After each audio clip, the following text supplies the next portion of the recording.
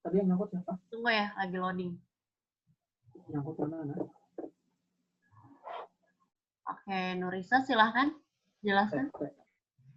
Oke. Yang keempat, pengetahuan tentang antropologi diwajibkan kepada murid SMA agar sedini mungkin dapat memahami bahwa perbedaan etnis, suku, dan ras di Indonesia bukanlah sesuatu hal yang baru, melainkan fakta yang sudah ada sebelum kemerdekaan. Intoleransi berdampak mengerikan karena menghambat kebebasan berpikir dan berdialog. Sudah selesai, Bu. Iya, sekarang masuk ke sesi tanya jawab ya. Iya. Siapa yang mau bertanya ke kelompok 1? Saya, Bu. Oke, Dian. Silakan apa pertanyaannya, Dian? Ya, Bu. Perkenalkan, nama saya Dian Nurrawantari dari perwakilan kelompok 2. Ya.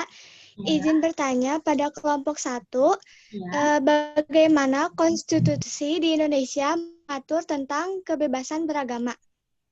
Ya, siapa yang mau jawab pertanyaannya, Dian? Saya, Bu. Nadia, silakan Nadia jawab.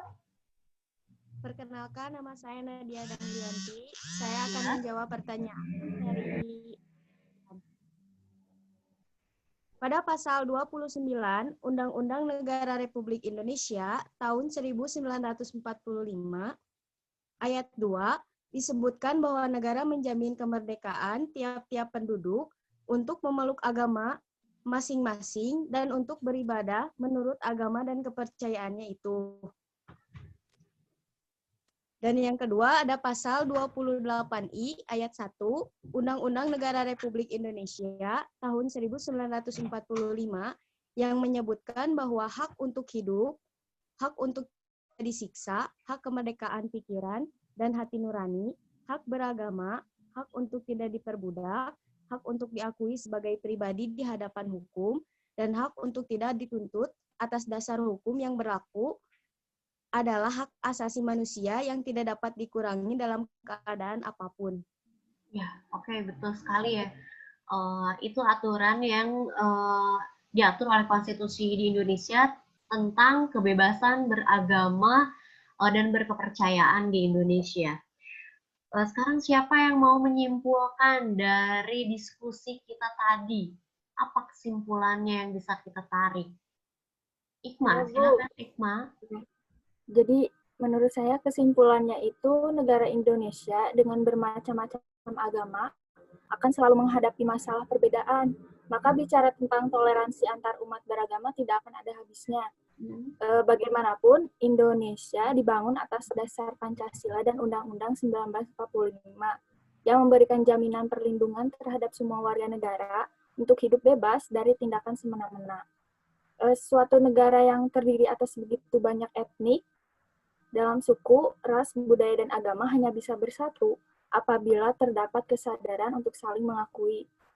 Iya, betul sekali. Bagus sekali itu kesimpulannya, Ikma. Sekarang siapa yang mau merefleksikan pembelajaran hari ini? Saya, Bu. Nelly, silakan Nelly.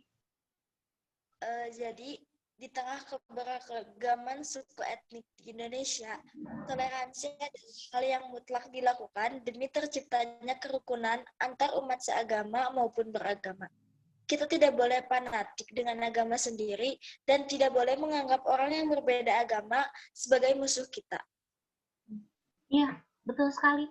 Kalian hebat, tepuk tangan untuk kalian semuanya.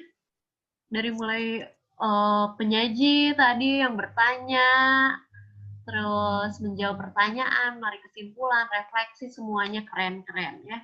Betul sekali, ketika kita berada dalam negara yang multi etnik, multikultur, multi agama, kita tuh nggak boleh punya fanatisme yang berlebihan, baik terhadap agama kita sendiri, terhadap pandangan-pandangan yang kita miliki sendiri, terus menganggap kalau agama orang lain itu salah, pandangan orang lain itu salah, yang paling benar adalah pandangan saya, yang paling benar itu adalah agama saya, tidak bisa seperti itu. Untuk menciptakan kerukunan di Indonesia, kita harus saling menghargai, betul kata Ikma tadi. Oke, kalian nanti kerjakan tugas yang sudah Ibu share linknya di WhatsApp ya. Ibu share link Google Form-nya. Terus untuk materi selanjutnya minggu depan kita akan belajar tentang pertahanan dan keamanan. Oke, sebagai penutup agar pembelajaran hari ini berkah ya dan kita juga selalu mendapatkan perlindungan dari Allah Subhanahu wa taala. Silakan ditutup dengan doa oleh KM.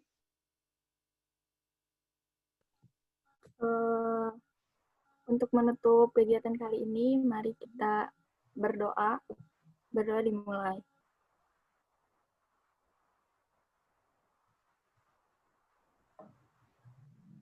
Berdoa selesai. Alhamdulillahirrabbilalamin. Sampai jumpa minggu depan anak-anak. Jaga kesehatan dan tetap semangat. Dah.